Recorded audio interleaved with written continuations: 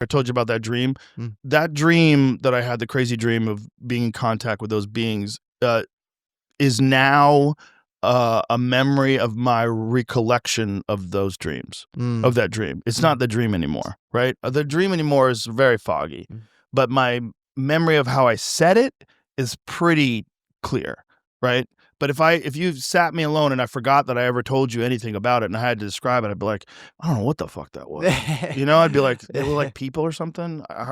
It's hard to remember. So it's like, once I had the experience, I wanted to say it in a way that I knew that I could repeat. Because the thing about DMT in particular, as well as dreams, or that's similar to dreams rather, is that it's very, very profound when it happens, but then 15 minutes later, you have a hard time recalling it. It's weird. Like it slips through. I think it's a hotline. I really do. I think DMT is the hotline to the universe.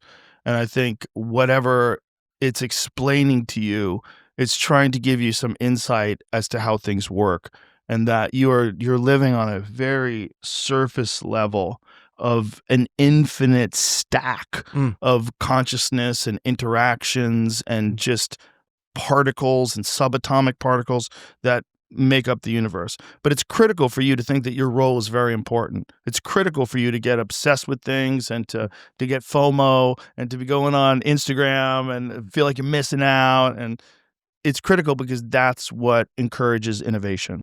She's not into that shit at all, which is good. It balances us out. Yeah. But the feeling I got was a feeling of someone was trying to get me used to this. That's what I got. That's why they were playing with me. They were trying to get me to relax. Like I felt like they were trying to get me used to this.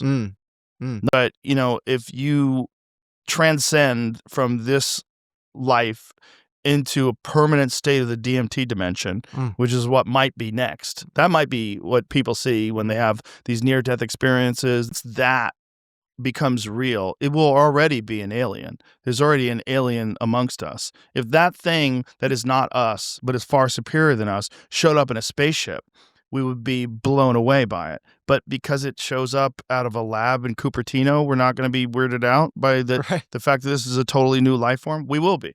And then I think that will probably open the door to more connection with us and whatever these things are, whether it's these tridactyl creatures that did break away and went into the ocean, or whether it's something from a neighboring dimension or neighboring galaxy.